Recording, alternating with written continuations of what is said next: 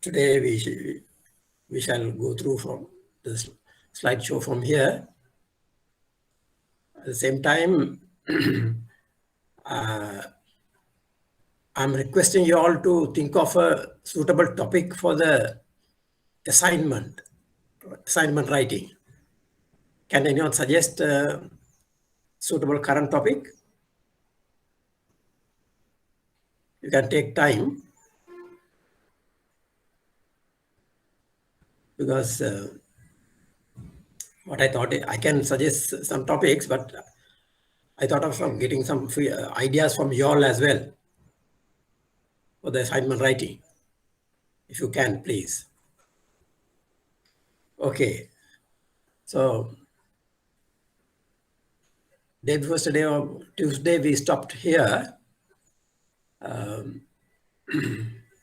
about the funding. The treasury units of each financial institution is responsible for funding the Nostro accounts, the central bank account, and managing the reserve requirements. It is, although we speak very lightly, it is a very complicated job where the cash flows of various currencies has to be managed. And then also finally the US dollar cash flow and the rupee cash flow has to be managed. So this management involves fund transfers from one account to the other, or payments out to other counterparties, or payments coming in from other counterparties. All of these transactions have to be really monitored and avoid any mishaps, such as less balances or overdrafts in the accounts, or high balances, excess funds, resulting in loss of interest income.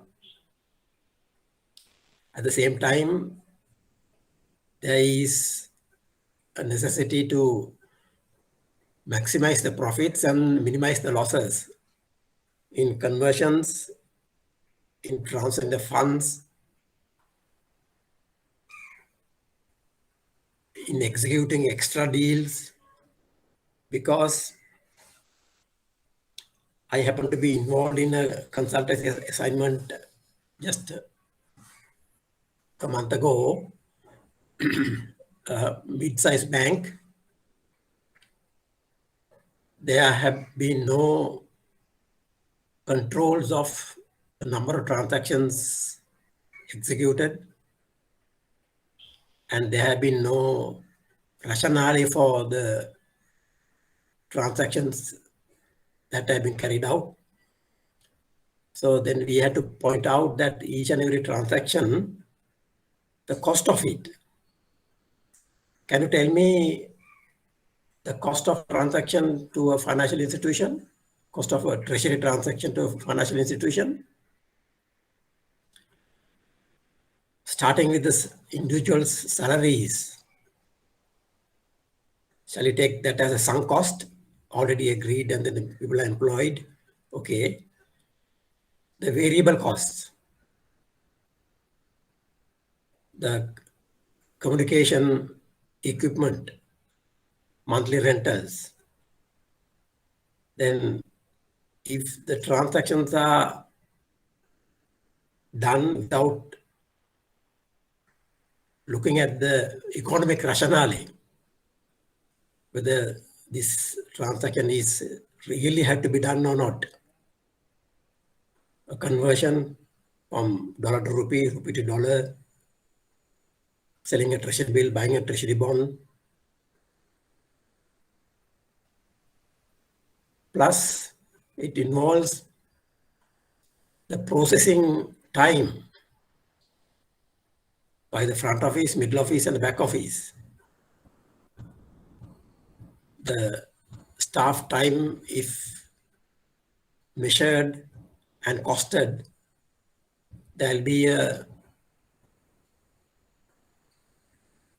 rupee value cost for the human resource involved. Then generating of a confirmation, outward confirmation, there will be a cost involved. I presume the confirmations are nowadays sent by email. In the multinational banks, they are sent by Swift MT300 series. Then there is Swift message delivering the payment. In the case of foreign exchange transaction, one currency has to be delivered. So Swift MT103 or Swift MT202, 102 have to be dispatched from the institution to the Nostro account, instructing that bank to debit the account and pay to the account of the counterparty. Then when it comes to treasury bill, treasury bond transactions, Swift MT 540, 541, 542, 543, such messages has to be sent to the Central Bank of Sri Lanka. So all these Swift messages, depending on the characters in the particular message, there is a euro cost. Each message has to be paid to the Swift in the currency euro. At the end of the month, the Swift will send you an invoice to each Swift member bank that this much so many messages have been sent, this is the cost. And that per message cost depends on the number of characters in the message. And in my personal experience, the Swift messages cost, transmission cost is in the range of 30 euro cents to about sometimes 2 euros. Now, euro these days is about 230 rupees, isn't it? So you have a rupee value, the invoice that is to be paid. Then how about the computer space? Each and every transaction has to be stored, processed in the computer, and then archived or stored or saved in the server. Then again, when the Nostro account, wherever the account is maintained in a foreign country, instruction to deliver dollars, instruction to deliver euros or any currency, and also even the rupee messages to the central bank. There is a rupee charge levied by the central bank to the message sending bank, about 200 rupees per message. So therefore, there is something like about 2,000 to 5,000 rupee cost to the participating institution or the bank or the finance company who chooses to do a particular treasury transaction. That's the overhead cost. So there are people who had turned a completely blind eye to this cost. So therefore, in executing a transaction, one has to think of all these costs. Okay, so fund transfers we explained yesterday, Swift MT103,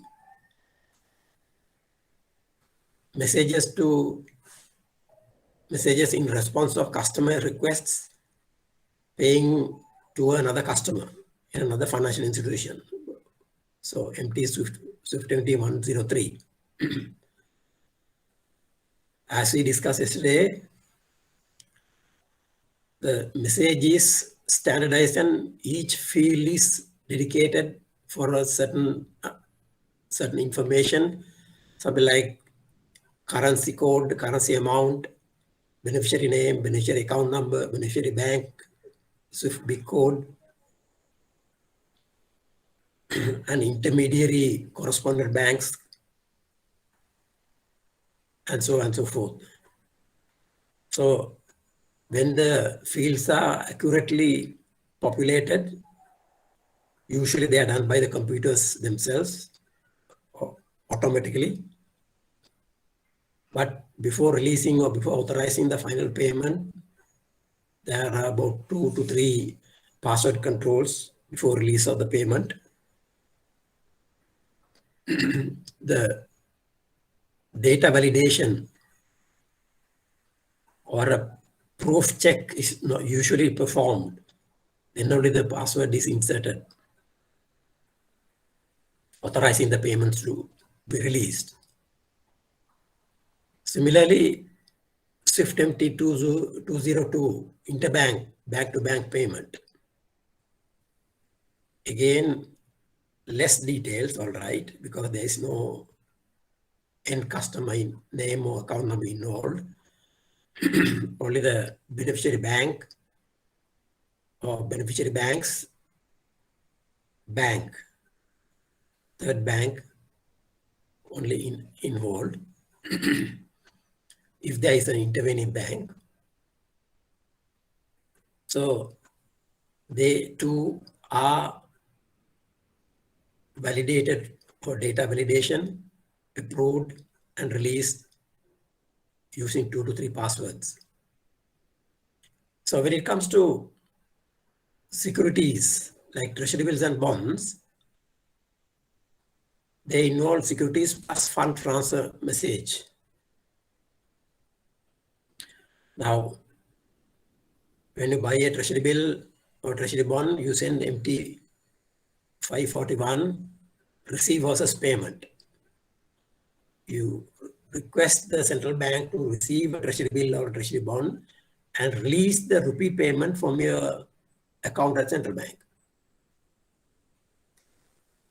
When you sell a treasury bill or treasury bond, you send SWIFT MT 543 deliver versus payment. You instruct the central bank, public debt, to deliver the particular treasury bill or treasury bond and receive payment fund to your account maintained at the Domestic Operation Department or DOD.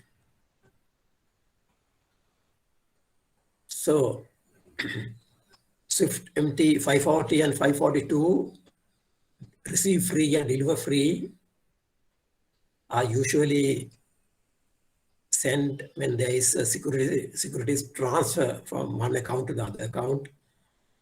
Maybe it is a customer account to another customer account or same customer's account, or from bank account to the customer's account without a payment involved. So all these messages are standardized and formatted, meaning each and every field relevant for a particular piece of data is specifically populated mainly by the computers themselves, auto population, and after validation by 2 or 3 passwords, they are released from the SWIFT server.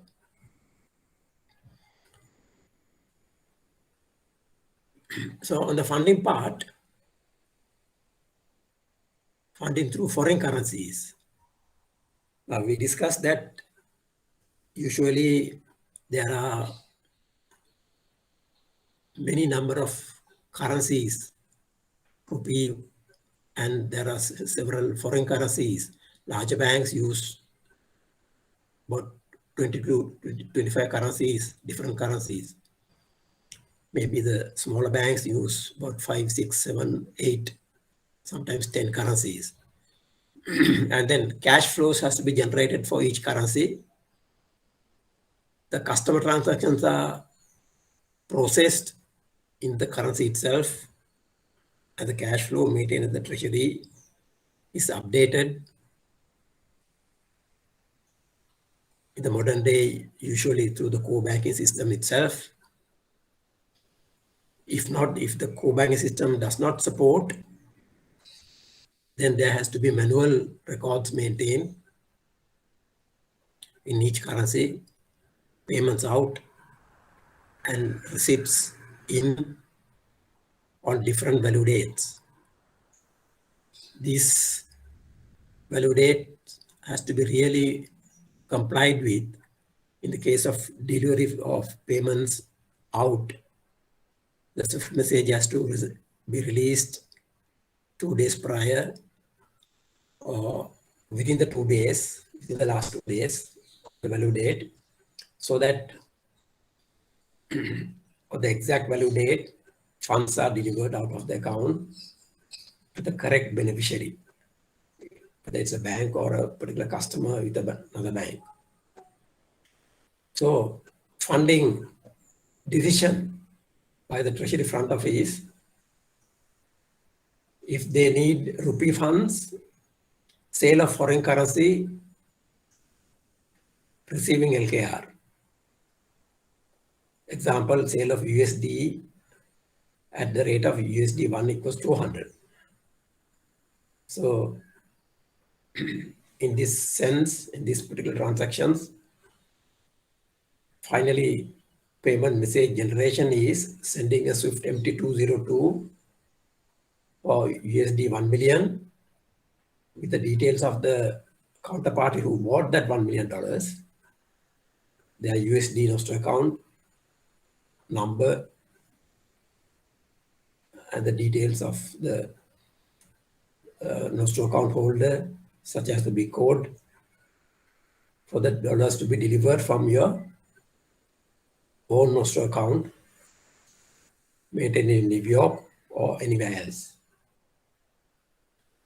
Then the other counterparty who bought the dollars has to deliver the 200 million rupees to your account at the central bank. So they will send MT 202 to central bank computer through RTGS to debit their rupee account with the central bank and credit the first bank's rupee account with the central bank. So the central bank accounts are mirrored or accessible from the treasury dealing rooms to see the receipt of funds and the payments out and the balances maintained.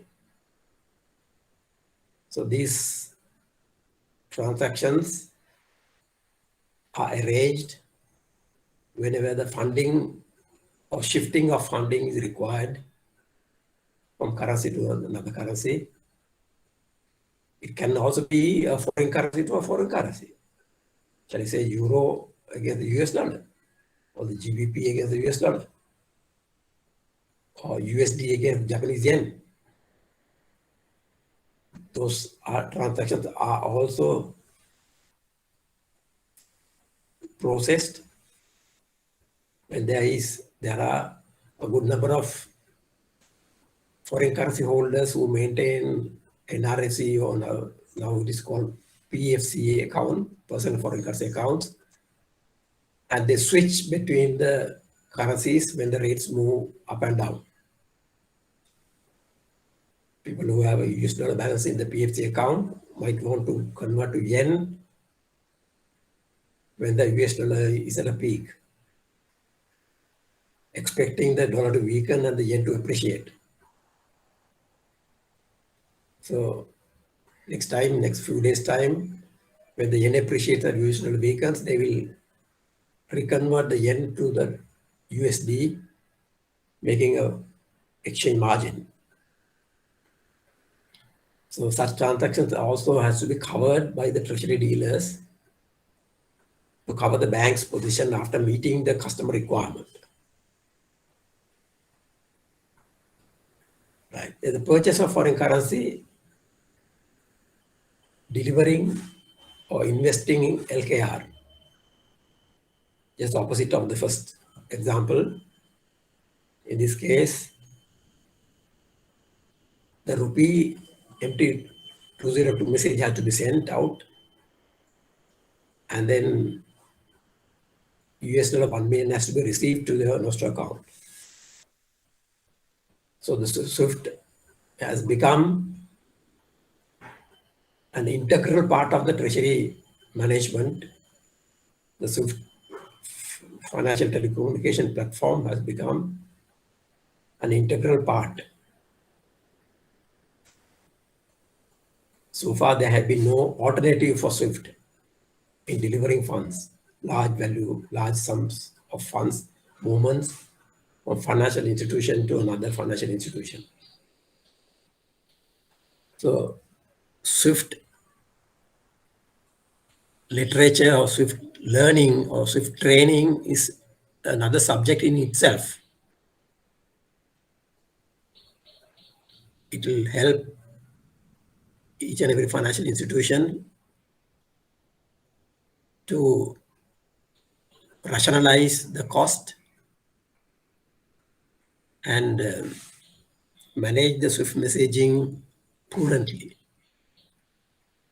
Because, as I said before, each SWIFT message, there's a recurrent cost.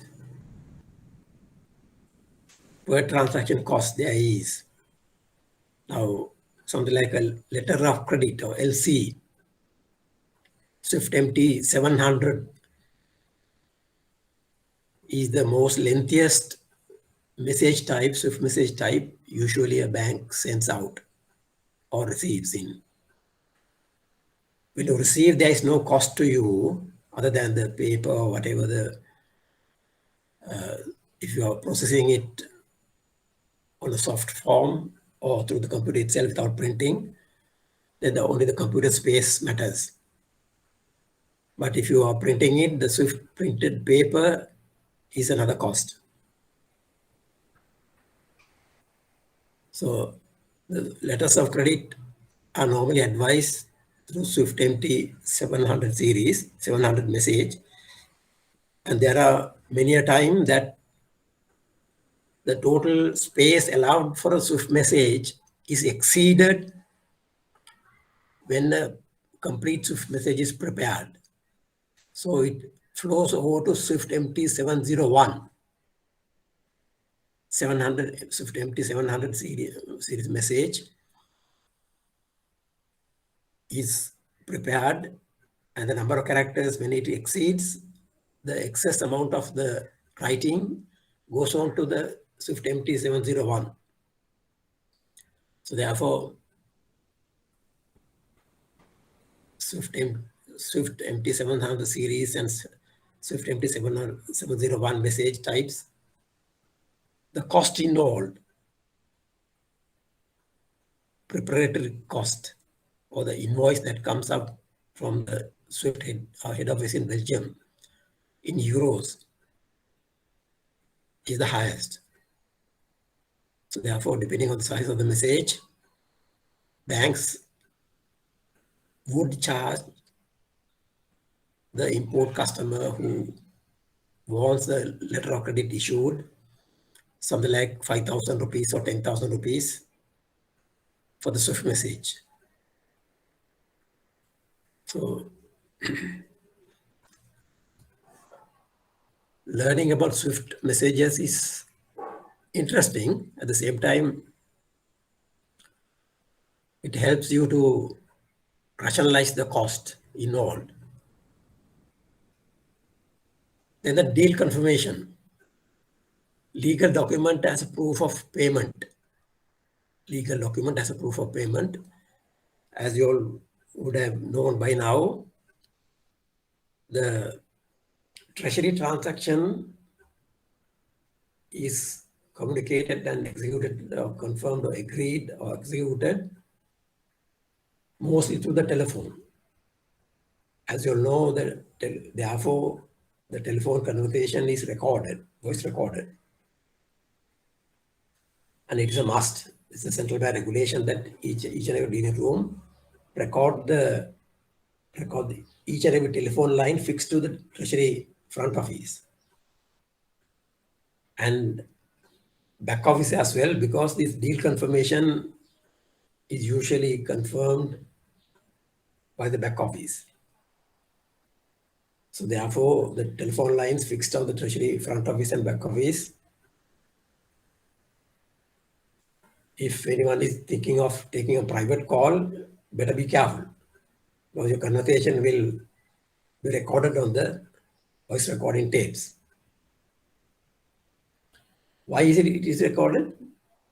Because these large sums of money, $1 million, $10 million, 100 million rupees, 200 million rupees, 400 million rupees, or 1 or 2 billion rupees, is the transaction is agreed upon over the telephone. So slightest misinterpretation of a word can lead to legal arbitration. So therefore, legal document agreed is called deal confirmation. It is also considered as the source document for a treasury transaction by the audit, internal audit and the external audit. So this the outward confirmation and inward confirmation after tallying the data involved transaction to be archived. If it is on the soft form, has to be saved in a soft form itself. It should be retrievable when the auditors need to verify it, or whenever there's a dispute of that particular arising of the transaction, to analyze and then investigate the dispute. Normally, those archived or recorded conversations are used to ascertain the intention and the agreement of the transaction between the two counterparties or between the two dealers in the two counterparties. Usually, this voice recording equipment saved archived conversations will be under the custody of an independent authority like compliance officer. Others, the passwords required to retrieve the message and then listen to the conversations are with an independent senior personnel. Example, chief compliance officer. Why? If there is any vested interest or somebody else, some front office guy or back office person had made a mistake, he might try to amend or alter or delete the recorded information in order to get out of the problem. So therefore, the recording devices are under the custody of an independent senior officer.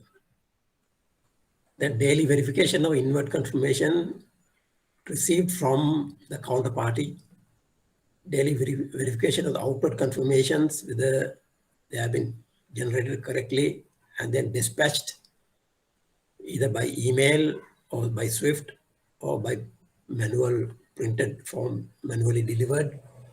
Whatever the delivery has to be verified and then made sure that the confirmations are exchanged. Why it is important? Because they are legal documents, source documents for the transactions. Then there's a requirement to follow up and call for in case not received. Say inward confirmation not received, should be followed up, and in case not received, should be inquired into and then followed up and then requested to be sent as quickly as possible. Finally, reconciliation of accounts, nostro accounts. Reconciliation of nostro accounts of receipt of purchased money and delivery of sold funds with the exact values, not short, not more, the exact values, and with the exact timing with regard to the value dates. Because value date, adherence to the value date is very important, because the nostro accounts, if the money are not received on the particular date, until receipt it can be overdrawn if the receipt of money is delayed 1 or 2 days. So therefore it can be costly. So the reconciliation of nostro accounts is also a paramount importance, and that it is performed by a separate unit under the Treasury back office and under the purview of the Chief Financial Officer or Finance Department. Settlement process. Most Treasury back officers effect payment for value spot. Now, I did not elaborate what is value spot here, right? Value spot here is 2 business days forward. Why worldwide the concept of value spot has emerged is that to process after executing a transaction, after agreeing to buy or sell or lend or borrow,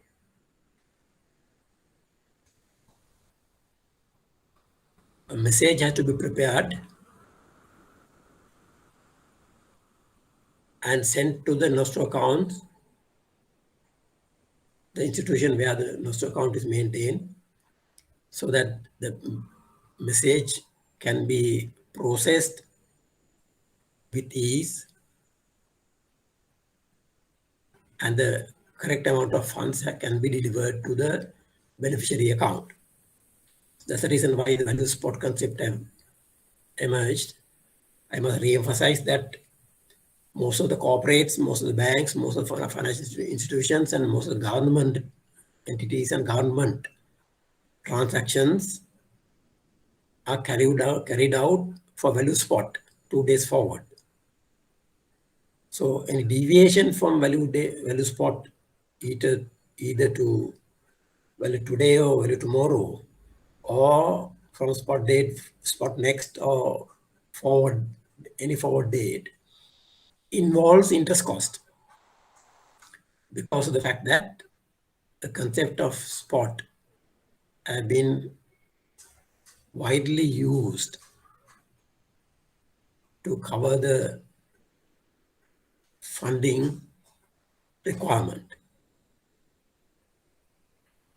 So the recording and archiving of payments and value dates of forwards is important, because with the new computer systems, the core banking systems, each day there will be a report generated.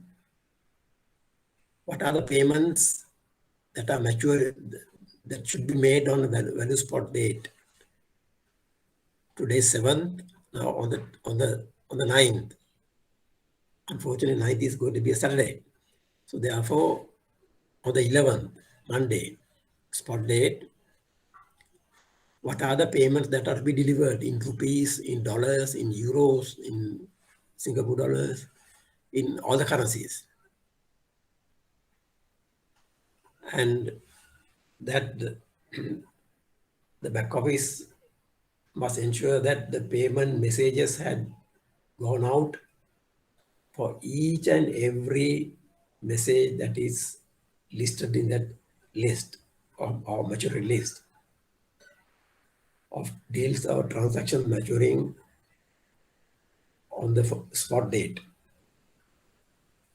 meaning the forward transactions concluded in the past, maturing for 11th of October, has to be delivered on today or 7th of October, after preparing all the Swift messages, whether it is MT202 or any other message type. They need to be verified, and for that purpose, your computer system should generate the recorded archived payments, list of payments, and then also on the other hand, there should be a list of receipts for the reconciliation department to reconcile on the 11th evening or on the 12th, whether all the payments have been received. Any deviation from the exact value date will involve interest cost and bad reputation. That's very important. Either our payments out or our receipts coming in has to be on the exact value date with the correct value. If paid short or received short, there'll be a cost. And then in the case of payments out, if the payment messages are gone in the not in the correct value and not in the correct date, there'll be bad reputation. Same in the case of funds received.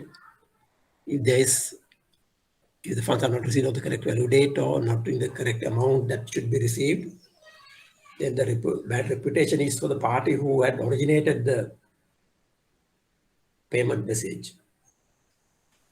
So therefore, because from that day onwards, if something bad goes through, the bank or the financial institution will have second thought in executing deals with that particular counterparty who did not manage to deliver the funds in good time and good amount. Swift MT202 is used for settlement between banks, that we explained.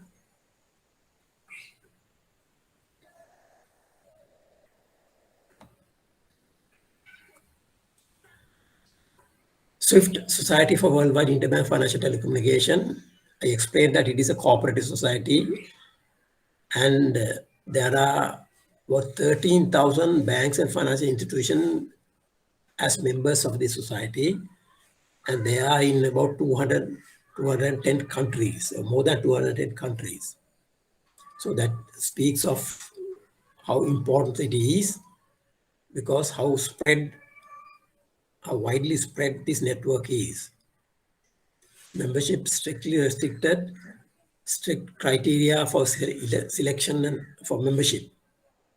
I told you the other day that obtaining the membership of SWIFT is something like, or worse than, a new company obtaining the listing from the stock exchange, Colombo Stock Exchange. You have to show a lot of documents, approvals, licenses.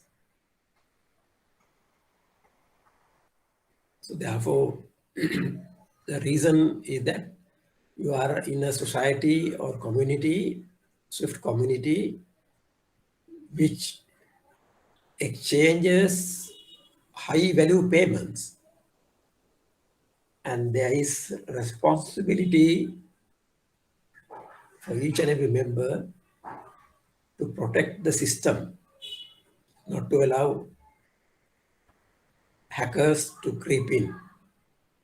Now, one bad example was that Bangladesh Bank, Central Bank of Bangladesh, about $1 billion was delivered out of the Central Bank Bangladesh account with the Federal Reserve Bank New York, the US Central Bank, and just one individual payment of $20 million had been sent to the hackers had sent to Sri Lanka, favoring an account at Pan Asia Bank. Luckily, a lady at the Pan Asia Bank who was manually processing this $20 million payment to an account of NGO had noticed that this particular NGO account had not transacted beyond a couple of thousand rupees in the past. So all of a sudden, $20 million receipt.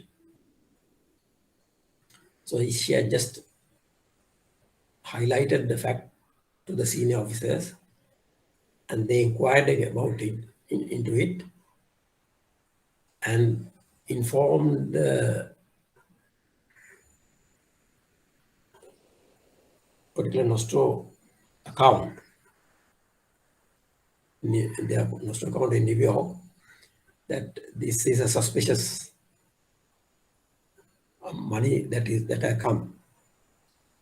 So without crediting to the NGO account, the money was held, and right throughout the investigations went through from Pan Asia Bank Colombo to the Nostro account for the Reserve Bank in New York, and then to the Bangladesh Bank, Bangladesh Central Bank. So luckily that amount of money was returned intact. But balance 980 million had gone to various other countries in the Far East. There have been no clue of that to recover. So that had happened because Bangladesh Bank, the security protocols have been little weak. So SWIFT does not expect that type of lapses. And since then, there are more strict controls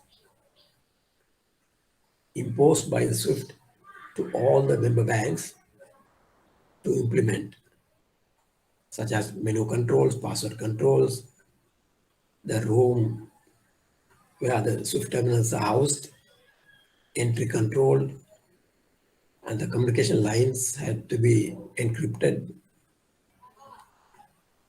Various controls reimposed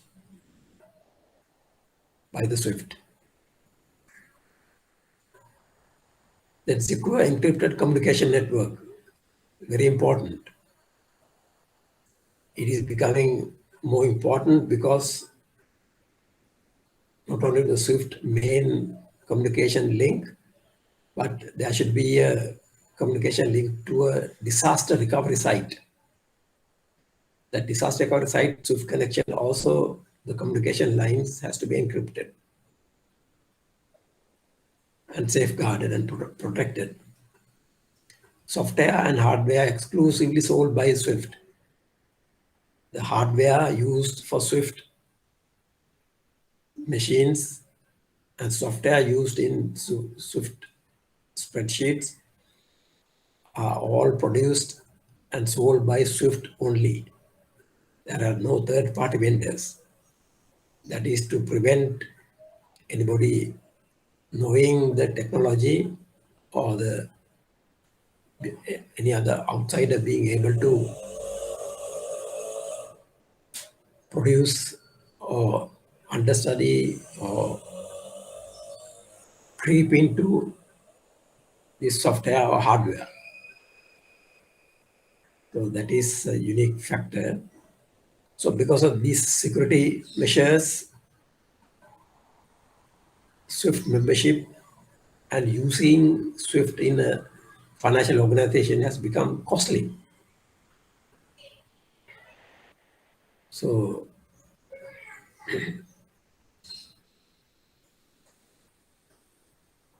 banks and finance companies has to plan very well and employ suitable staff to manage these swift connectivities properly without engaging or incurring in any hardships for the institution, which will be really costly if something had gone wrong, because the values transferred through the swift financial telecommunication system is in millions and billions.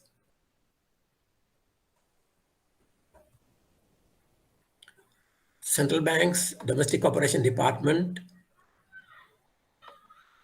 is a really important anchor role in Sri Lanka, and similarly in other countries also. The Monetary Authority, we are managing accounts for each and every financial intermediary in the economy. The Central Bank Domestic Operation Department maintains the RTGS account in rupee terms for each participating institution.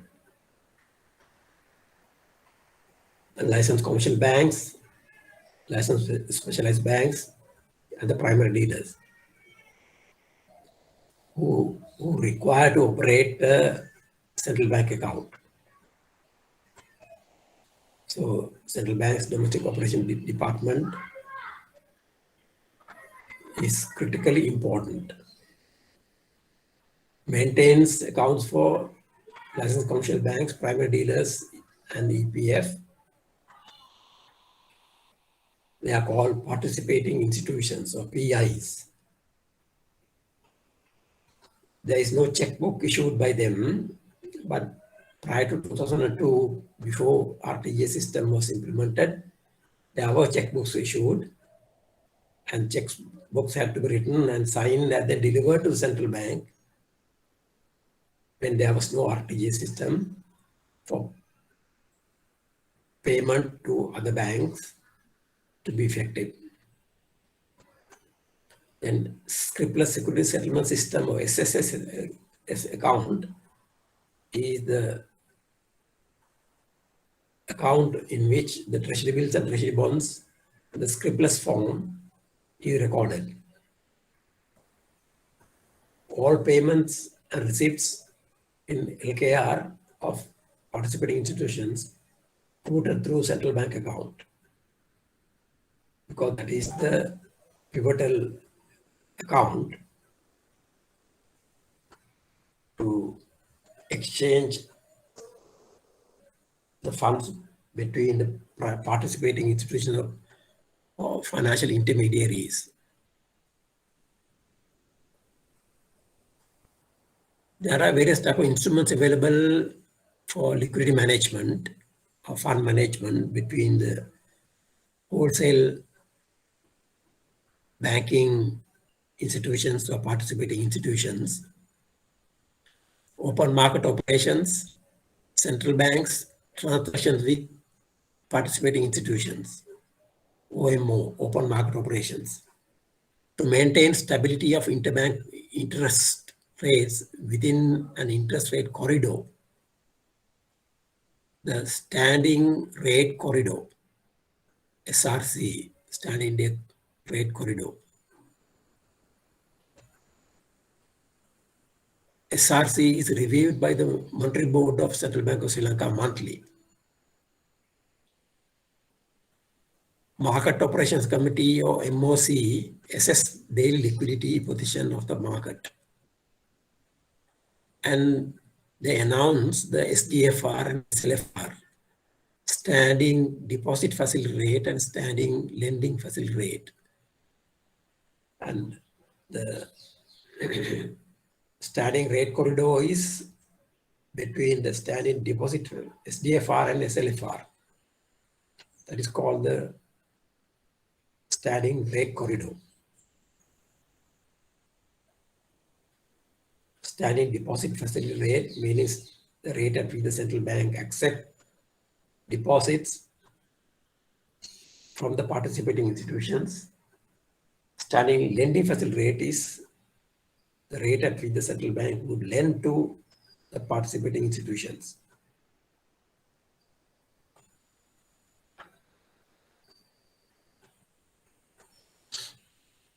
The instruments available to manage liquidity. Short-term auctions, short-term repo auction, short-term reverse repo auction,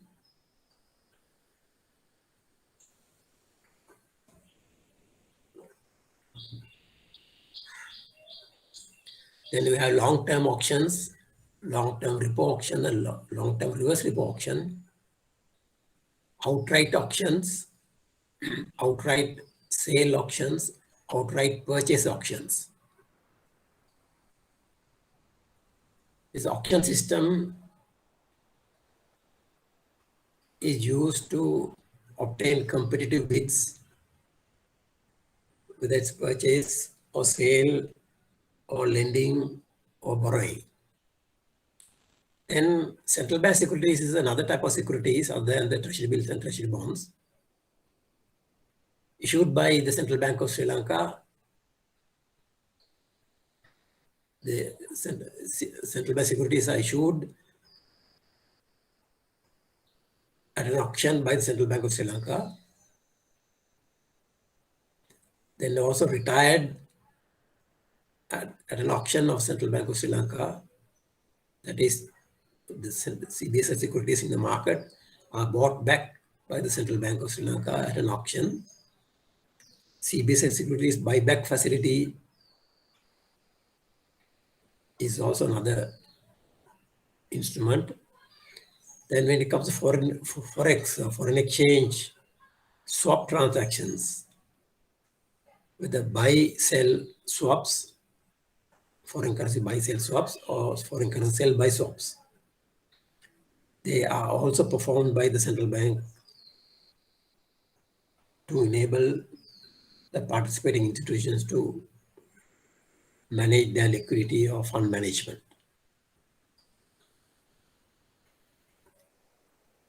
Communication facilities. Systems maintained by central bank.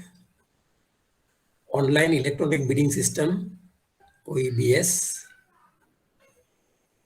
which facilitate the so-called auctions we discussed just a while ago.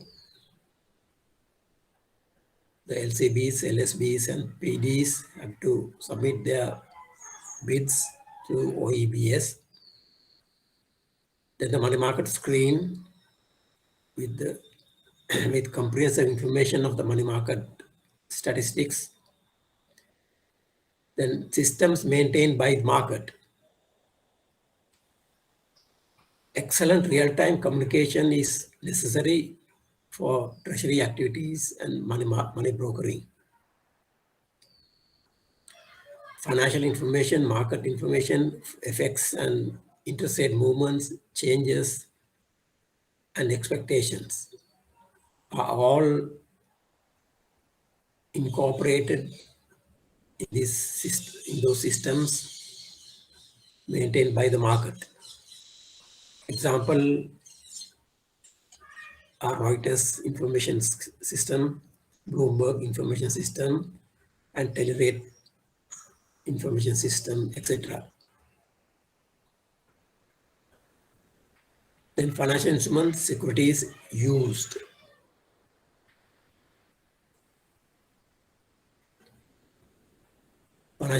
Financial instruments used. We discussed about central bank securities, one type of financial instrument. Government of Sri Lanka treasury bills, government of Sri Lanka treasury bonds. Then we discussed about the repurchase agreements and the reverse repurchase agreements. These are the types of financial instruments used in the fund management arena in the banking and financial systems.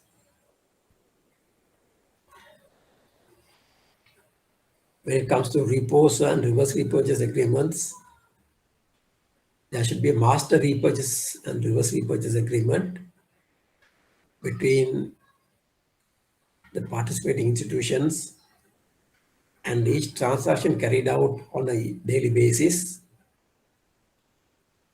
Only a confirmation is exchanged with reference to the master repurchase agreement that have been signed one time and kept as an agreement between the two parties.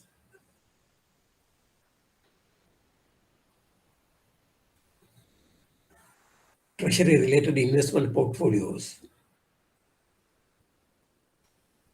Government securities portfolio, treasury bonds, treasury bills and bonds, repo, reverse repos, SLDV, and international sovereign bonds.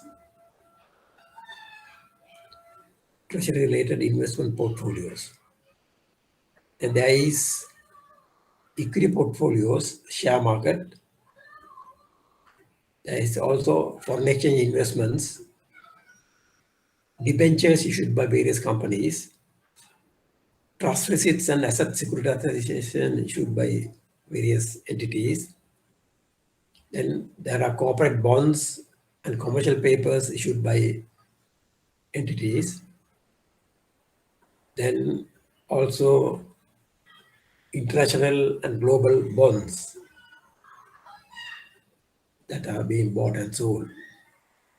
So when in managing a treasury fund base, these type of instruments are available for investment and also buying and selling with the market rate fluctuations and to the best utilization for the funds that have been accumulated at the treasury under their management. Now, in a treasury environment in a country like Sri Lanka, most of these instruments are not practiced except for the first one or two: government securities, equity portfolios, and FX investments. Other types of investments may not be practiced very much or used very much.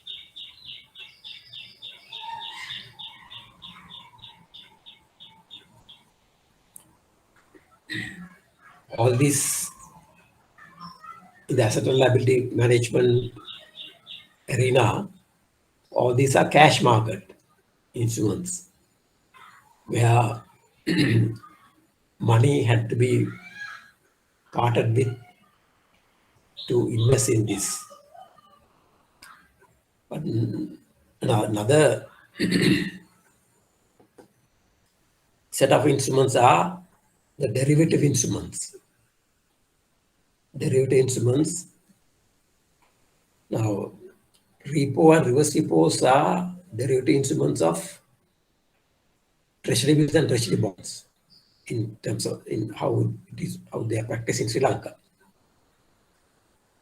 That repo and reverse repo can also be done for equity portfolios, debentures, corporate bonds, and commercial paper and international bonds as well. However, unfortunately, in Sri Lanka, we do not have such derivative instruments except for repo and reverse repo and forward foreign exchange contracts. So in managing a treasury environment,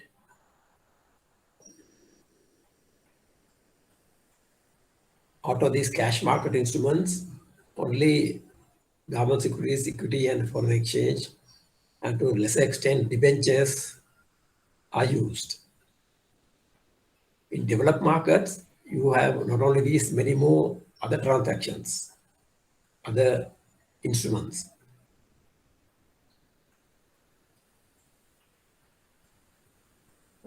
and also financial derivatives like options, futures, contracts. So our endeavor should be to take Colombo markets also to the next higher level possible and gradually develop in the market so that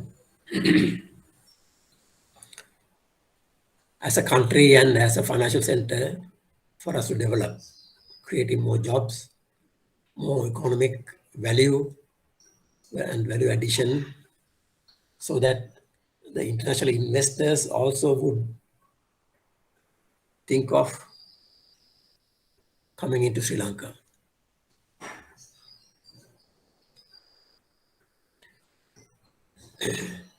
Now, this slide,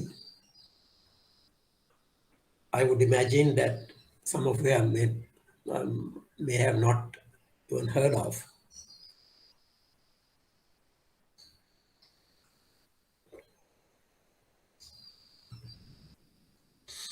Under the corporate governance and then the accounting treatment requirements issued by the Institute of Chartered Accountants and other accountancy bodies,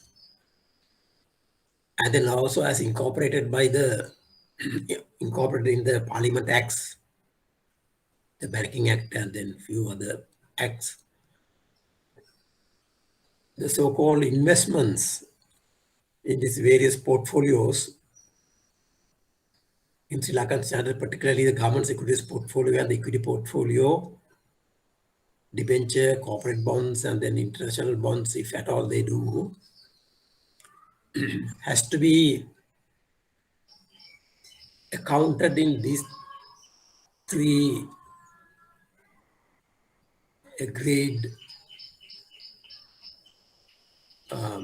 models, accountancy models. Basically,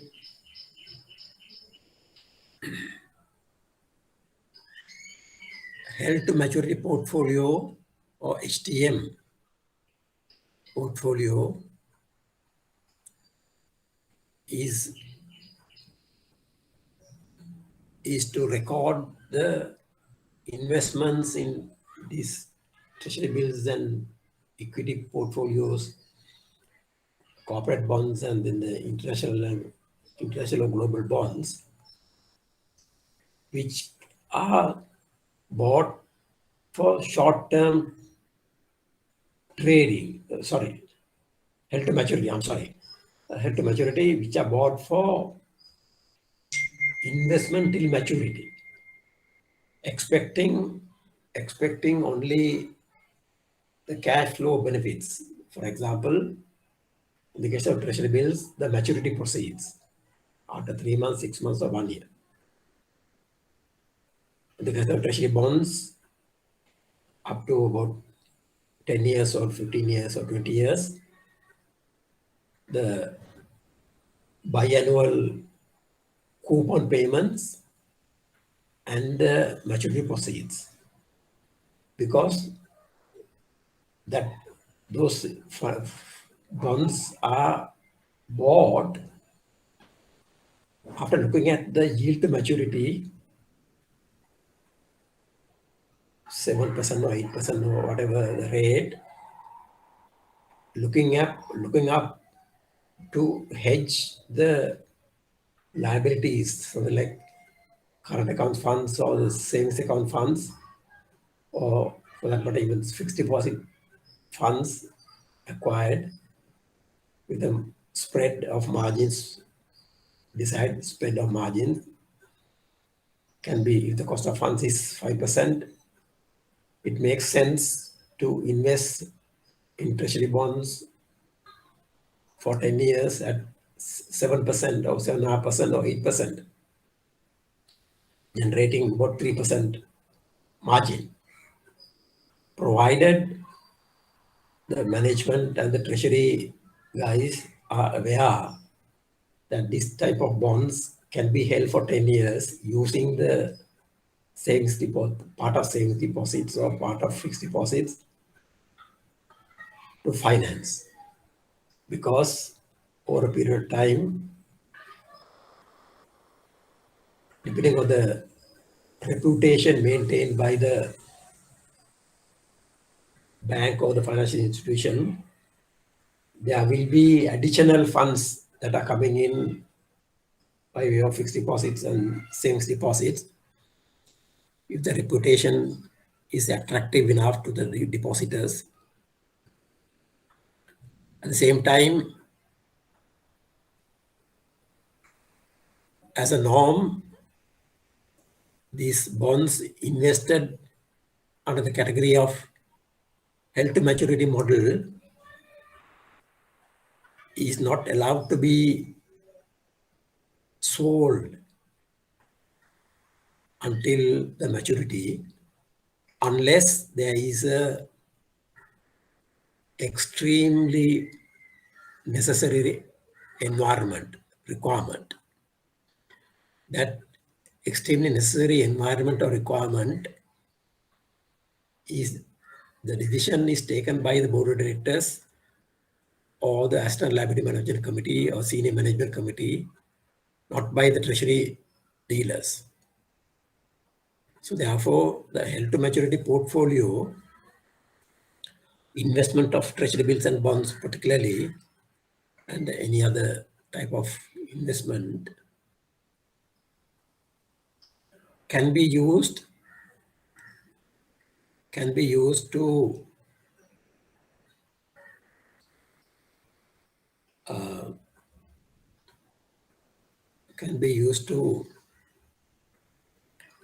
assign to the central bank for intraday liquidity facility arrangements. You know, the intraday liquidity facility is allowed by the central bank only against government securities. So, because held, they are necessary to be held till maturity, long term.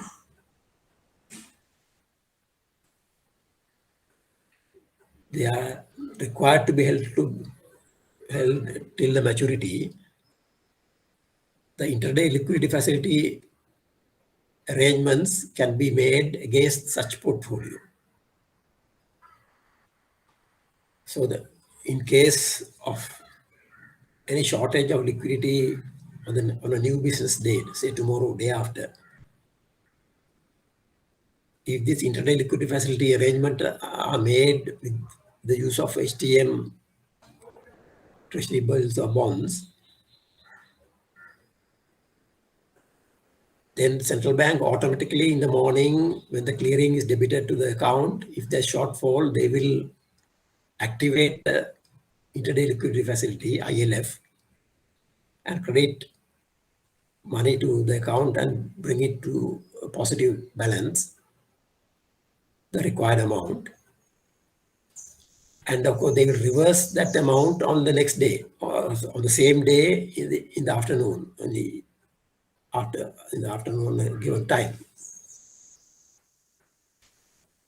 So for which they will not charge any interest.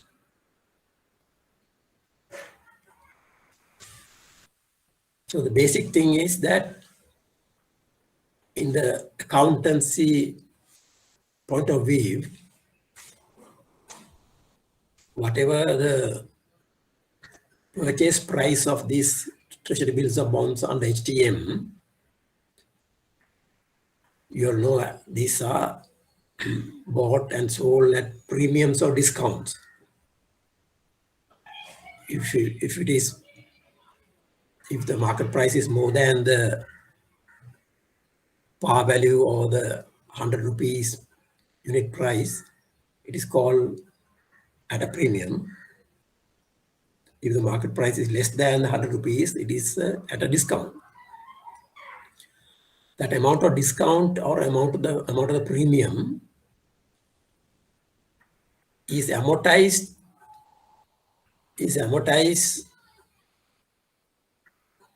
over the lifespan of the maturity period And if it is a premium, that amortized premium is taken as a profit to the P&L. And if it is a discount, the amortized cost is taken as loss to the P&L. So other than that, HTM portfolio cannot be traded in between. Then the next model or next category of accounting classification is available for sale or AFS, available for sale. In other words, there is a terminology used here, fair value through other comprehensive income. Fair value through other comprehensive income. Meaning there can be another set of treasury bills, bonds, or corporate bonds invested, categorized as AFS, and their fair valuation, in other words, mark to market, comparing the market price with the cost or the purchase price, marking to market, is charged to a special account called other comprehensive income in the balance sheet. Other comprehensive income in the balance sheet. I'm sorry, the first category, HTM, the amortized cost is also charged to the balance sheet, not to the P&L. Balance sheet, and then fair value through other comprehensive income is also charged to the other, is also a special account at the of the reserves of the balance sheet. And again, it is less stringent than the held to maturity or HTM, but investments classified under AFS cannot be sold and bought and sold that frequently, because of the fact that they are not going through the valuations are not going through the P&L. For those investments of treasury bill and treasury bonds and corporate bonds and other instruments bought and sold for profits and losses or held for trading, HFT, are mark to market or fair value through the P&L. That is the short end of the market. So these three business models for accounting the investment of treasury bill, treasury bonds, equity, and corporate bonds should be practiced by all the financial institutions under the IAS 39 and IFRS 9 requirement by the Institute of Chartered Accountants and approved by the Central Bank of Sri Lanka. In one of the mid-sized bank that I said I was doing consultancy, they have mixed these two up, available for sale and held for trading. The available for sale portfolio was about 3 or 4 times larger than HFT, held for trading. They have bought and sold various short-term instruments through the available for sale, which had to be fair value through the other comprehensive income. That is again to facilitate hiding of making losses. Because when it is not going through the P&L, the profits or loss is not impacted even if they make a loss. So these practices has to be reviewed correctly and monitored by the internal audit, external audit, and primarily by the risk department or the treasury middle office. Then it has to also be pointed out that the finance or the treasury back office has to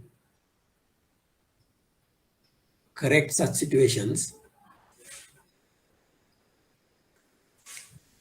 And finally, it is the compliance department who should be overall looking at the helicopter view, whether the treasury front office guys, whenever they do transact in investments, they channel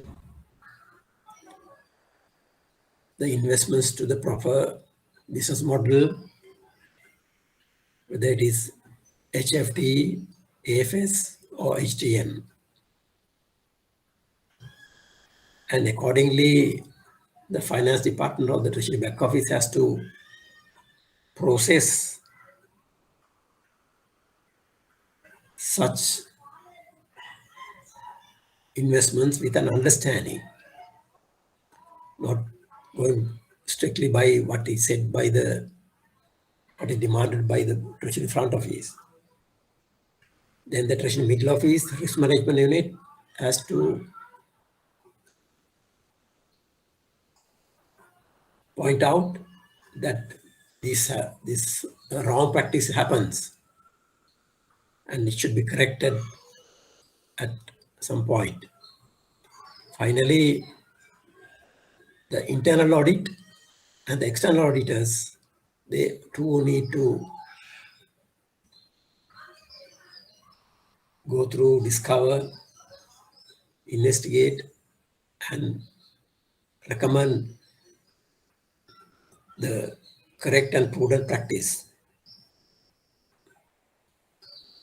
Finally, the skill and ability of treasury deal, front office dealers can be demonstrated in the short-term trading or held for trading portfolio, how much they have made profits and how much they have made losses.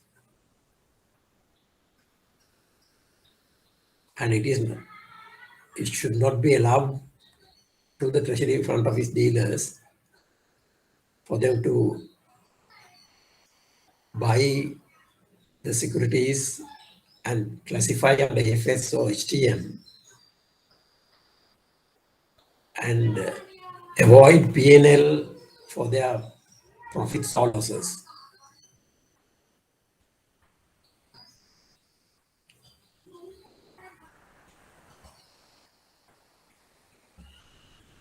I hope it is clear.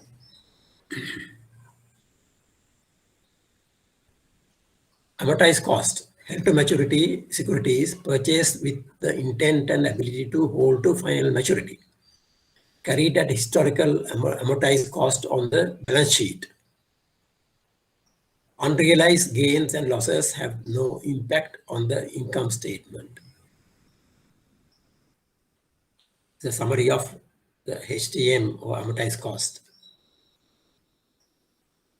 Fair value through other comprehensive income. AFS. Business model qualifies for fair value through other comprehensive income. Fair value through other comprehensive income.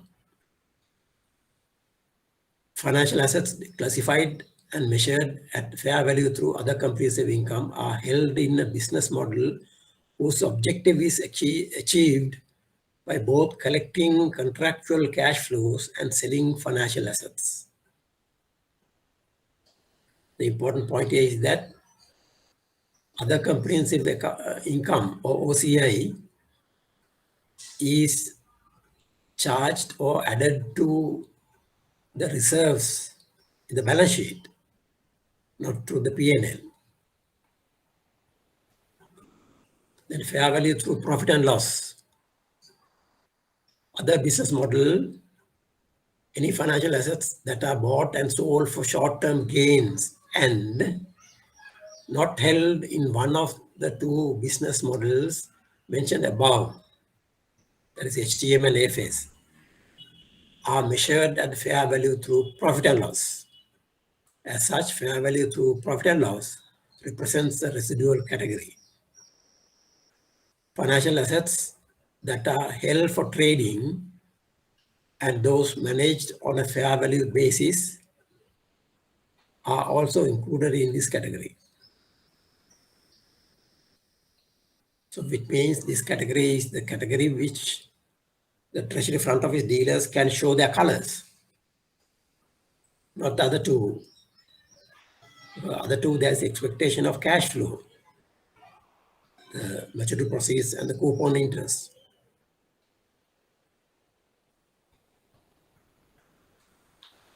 This is the exact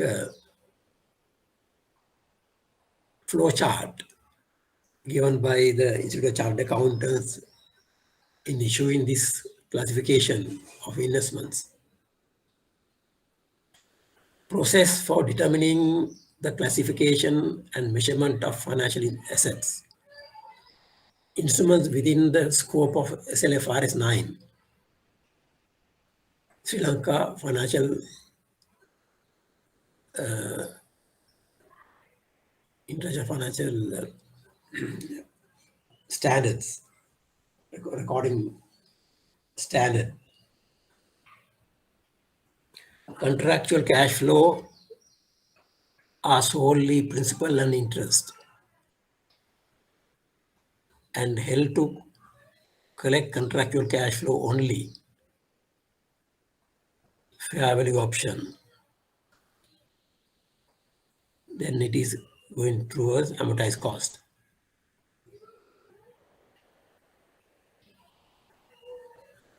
And when contractual cash flows are solely principal or interest, no, it goes to fair value through profit and loss. And then held to collect contractual cash flows only. No, it is going to held to collect contractual cash flows and for sale. If it is yes, fair value option. And if it is no, it goes to the fair value through other comprehensive income.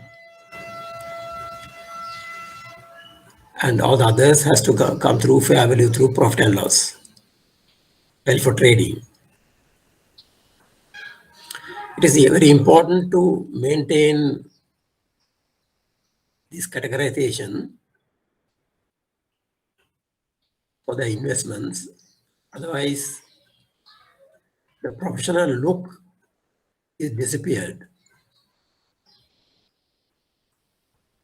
And why this categorization important? Why this categorization of portfolio is important?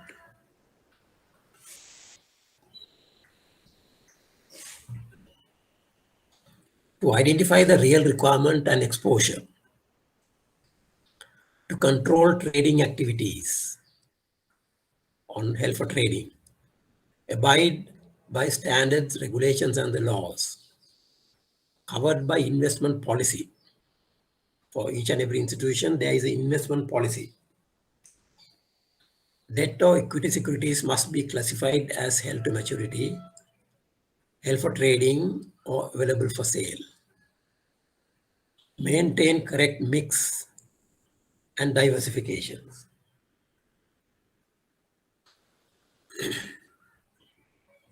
These are the reasons why these three business models or the categorization should be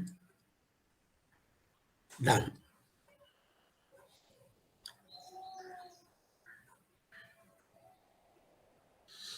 Research reports and facilities. Reports on financial information, market information, and foreign exchange and interest rate movements changes, and expectations are essential for treasury activities. And the speed of gathering information is crucial for optimum performance and prudent management of foreign exchange and money market. The information researched and found out or analyzed and found out usually are used in the speed at which they are gathered and analyzed and implemented, used in the transactions, is very important for the performance of treasury. Treasury managers are in need of fast, valid, clear, and accurate information for their decisions. Money brokers should be equipped to produce quality research reports. It's very important. I wonder how many money brokers are producing such quality reports. But with modern day communication technology available through email, WhatsApp, Viber, Facebook, and all that, the delivery of reports and information can be done next to no time. But the involvement and focus on the analysis is the decision between the winner and the loser.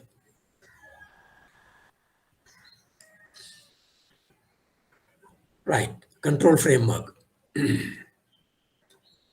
Extremely important. The control framework in treasury activities is governed and then attuned by a treasury policy. There should be a comprehensive treasury policy indicating and including who are the authorities, who are the strategical level decision makers, who are the tactical level decision makers, who are the operating level personnel, and what are the segregations, what are the limits, what are the requirements to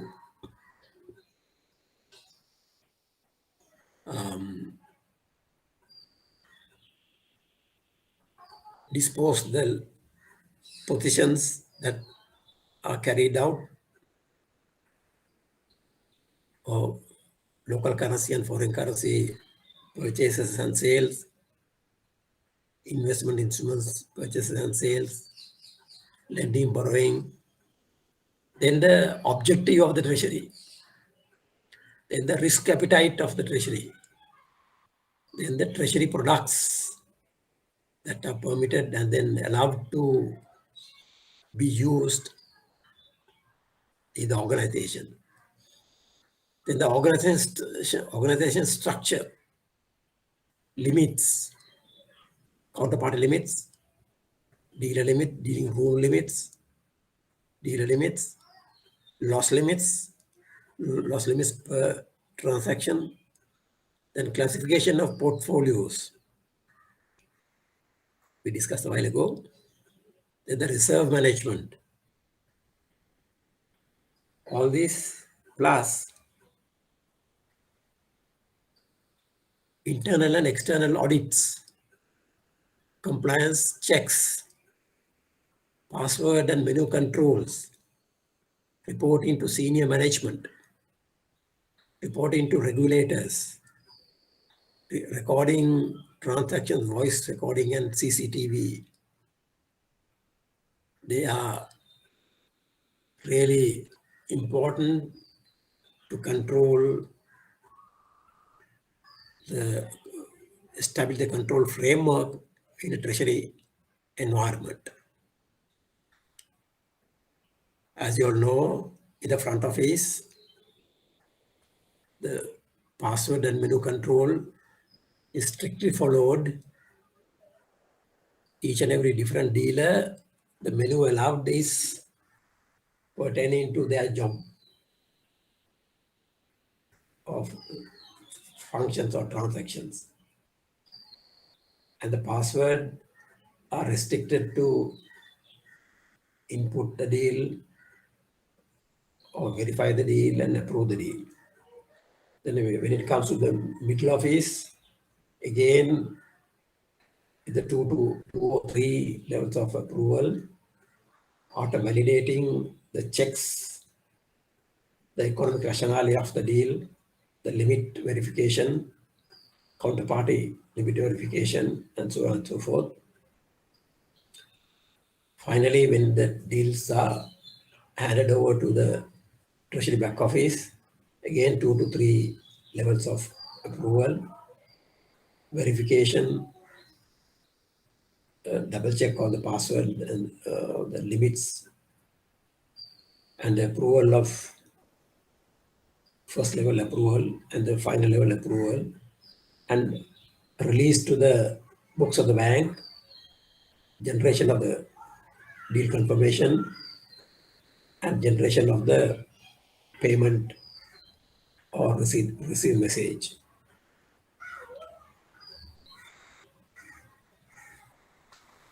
So these controls are effectively with inbuilt checks to monitor the flow of transactions and make it foolproof, because the transactions processed are of high value and materially important to safeguard the pool of funds. Another set of checks and controls is the Treasury Department structural segregation of duties. Treasury division structure: front office, back office, middle office. Front office function is transacting and reporting to the CEO. The structure can be, front office can be segregated into different functions. Customer service desk, speaking to corporate customers and computing and then releasing of retail market exchange rates and the interest rates. Then interbank trading and managing the positions of the nostro accounts, and speculative trading, and also fixed income security transactions, treasury bill, treasury bonds, corporate bonds, and so on and so forth, or equity transactions.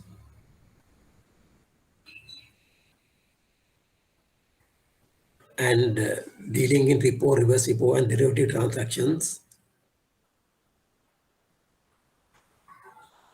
So their menu controls and password controls can be attuned to those individuals who are engaged or seated in different desks.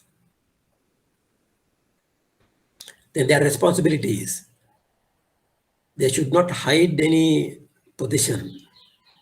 They should not hide any losses that they have made. And they must always observe the limits, loss limits, and the transaction limits, and the counterparty limits that they have been given. Then the back office, their function is to record accounting and also settlement and report into CFO. Their structure also can be handling deal confirmations, handling payment messages, handling receive messages, and managing the cash flow setting up, and also a separate desk can be for reconciliation. And their responsibilities are also that they should not be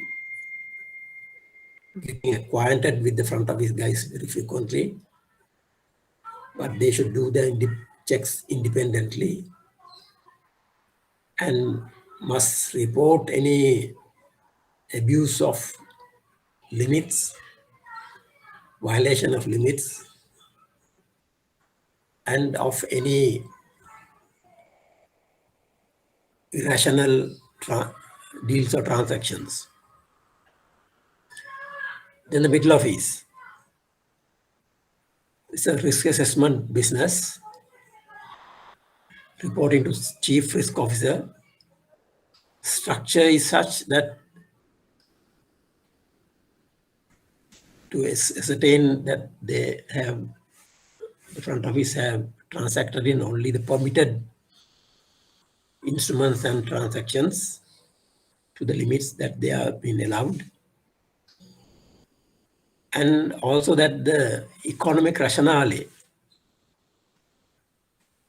of transaction done are conducive to the bank's risk appetite and the strategies that have been adopted. And their responsibility is that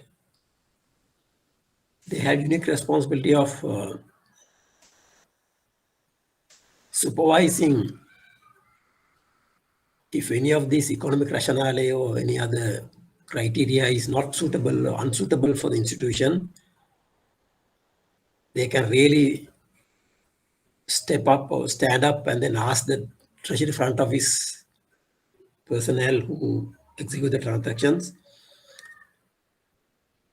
to reverse the transactions or annul the contractual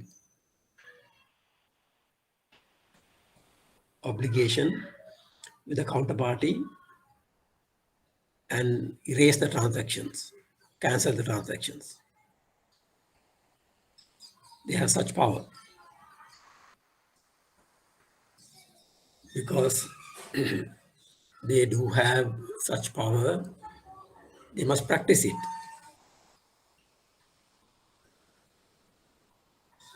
The irony is that the euphoria that have been conceived so far is that Treasury front office personnel are superhumans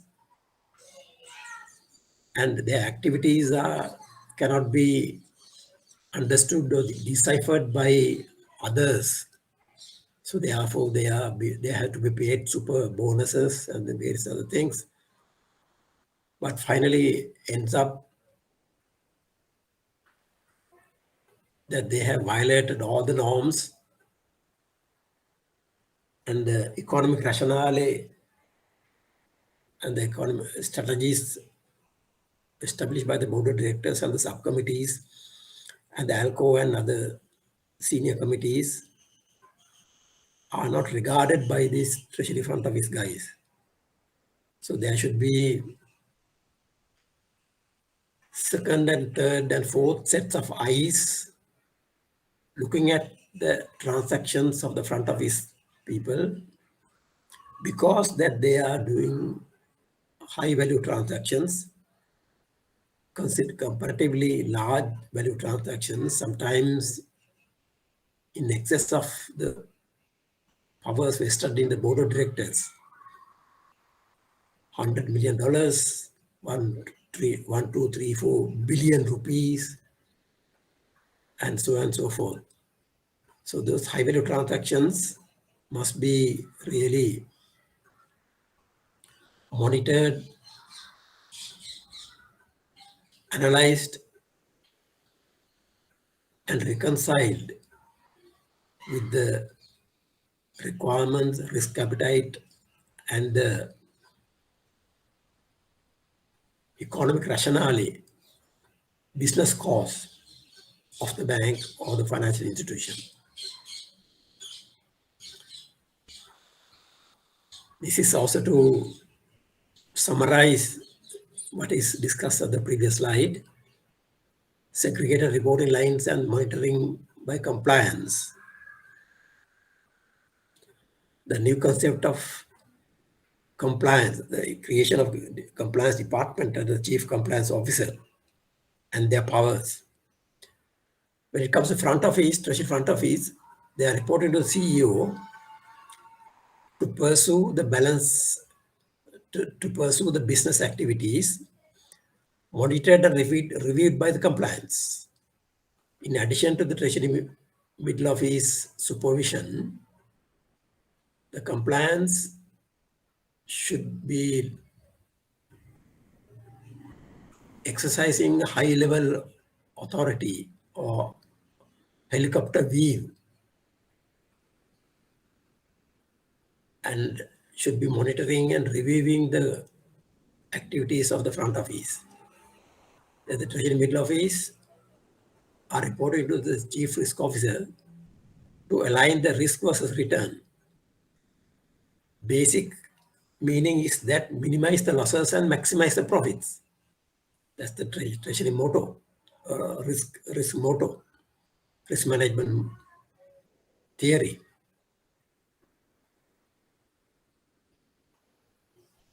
There again, treasury middle office functions whether they understand their job role and whether they are performing their job role properly should be monitored and reviewed by the compliance. Then treasury back office reports to chief financial officer. Their function is to record performance, compare, and report after having settled the funds. There again, compliance should be monitoring and reviewing the role of treasury back office and the finance department at large. Here in this case, treasury back office, who is part of finance department, are in charge of the total pool of funds of the organization. They must be producing a comparative statement of performance by the treasury front office and the bank as a whole in comparison with similar size organizations or peer institutions all the time. And such reports will be presented to the ALCO and the board subcommittees and the board, and they'll be handy to review and make their decision as to where they are heading. Everyone should focus on the same goals: treasury front office, treasury back office, and treasury middle office. Now, because of the fact that all belongs to the same organization, bank or the financial institution, and it cannot be a case where one set of people here are loyal and committed to higher productivity and better retention, and the next set of individuals are productive but not committed, higher absenteeism, likely to leave. Whether they do the job role properly or not is a question mark. And third set of people, counterproductive, promoting disharmony and disengagement. These are disastrous arrangements where the same organization would have different sets of employees or different sets of departments not matching the set goals for the organization. So same boat, different engagement. Some drive it, some ride it, some slow it. So the end result can be disastrous. It is a matter, particularly to the compliance guys, compliance department, and the senior management to identify such people, especially this category, and turn them around or show them the exit door to ensure better performance by the organization.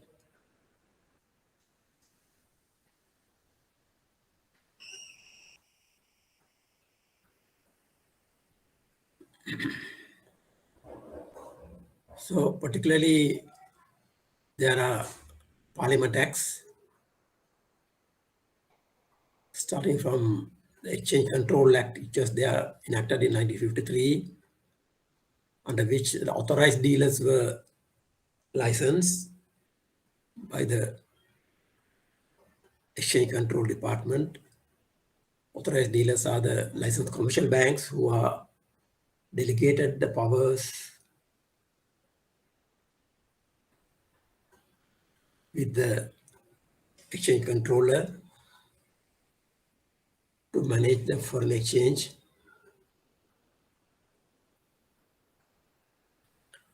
And there again, Foreign Exchange Act number 7 of 2017 came in. They introduced the restricted dealers to deal with retail type of foreign exchange amounts to business entities. Then directions under Montreal Act 1949, Banking Act 2008, etc. Directions by Foreign Exchange Department, Domestic Operation Department, International Operation Department, Payment and Settlement Department, Financial Institution Unit, Bank Supervision Department, Non-Bank Supervision Department, etc. They are really important for the treasury performance and treasury management.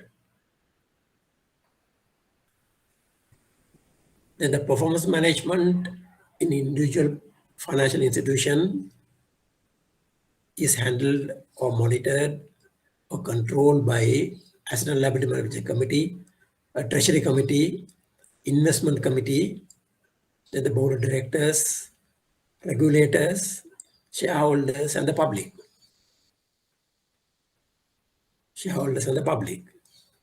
So these entities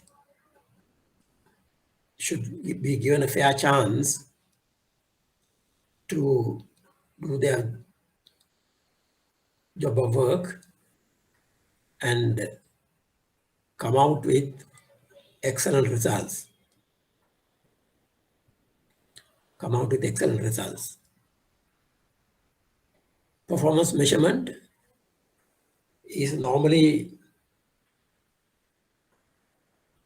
demonstrated by the asset growth of an entity, advances and deposit growth of an entity, advances and deposit market share of an organization, net interest income growth, net interest margin growth, current accounts and savings account ratio. CASA here is current accounts and savings accounts consist of the low cost funds for deposit taking institutions compared with the fixed deposit or high cost funds. So CASA ratio is that the larger the low cost fund ratio, they have a better margin, better net interest income, and better net interest margin. Then the other is the fee income growth, fees and commissions, transactions. The net interest income or net interest margin is the core income of the financial institution. Fee income is the other stream of income, which is always looked upon to contribute to the P&L at a larger size, larger volume. so that the P&L grows. We discussed the performances of the few banks and non-bank financial institutions in a previous slide. So in those, the net interest income or net interest margin is the difference between total interest income from the asset side or loans and interest expenses on the liability side or deposits. So we discussed at that time that the core income or the NII or NIM was to be about less than half of the recorded performance in that slide that we discussed. And the balance part is fee-based income, fee income, which are result of other fees generated through the services rendered by the organization to the general public, plus the exchange or capital gain income that are generated through asset and liability management of portfolios of the financial institution. It belongs to the fee income category.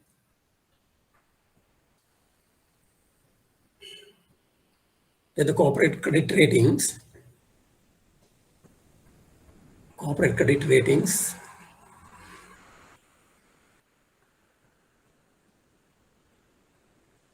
We have another about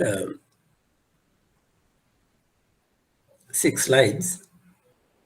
And this opens up for a new topic. So I propose that we discuss this subject on the next day, next Tuesday, because this has to be expanded a little bit on the point of view of the Treasury and the importance of corporate credit ratings to the Treasury. So therefore, if there's any question or comment on the today's discussion, please raise now.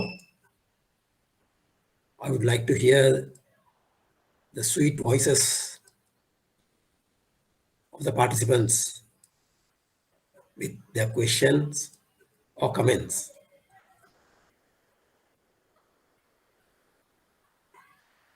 Anyone?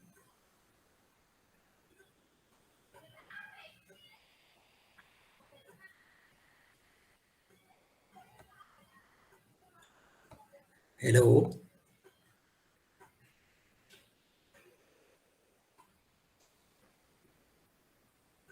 Can someone speak? Have you got any questions with today's discussion?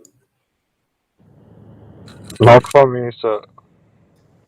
Look, yes, you're the one who are only speaking every day. How about the others?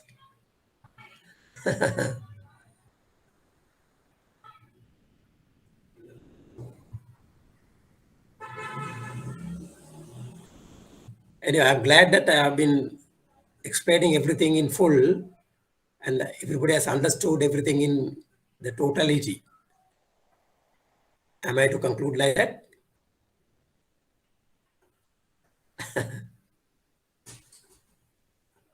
Anyway, we'll try and see the question papers, answers to the question papers and see whether how best you have understood.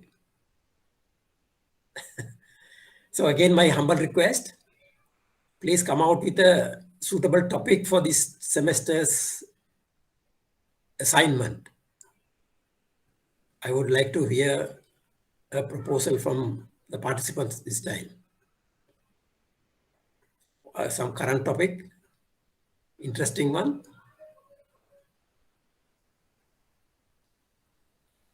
Nilo, can you think of a topic? Sure, sir. I'll think and let you know, sir. Yeah, okay. So if you let me know, If you come across any suitable one by tomorrow, day after, or by next Tuesday, please send me a text message or email message. Sure, sir. This applies to everyone. Everyone, please think of a suitable title for the assignment this semester. If you come across a suitable message title, please text me or email me. All right. Thank you, guys.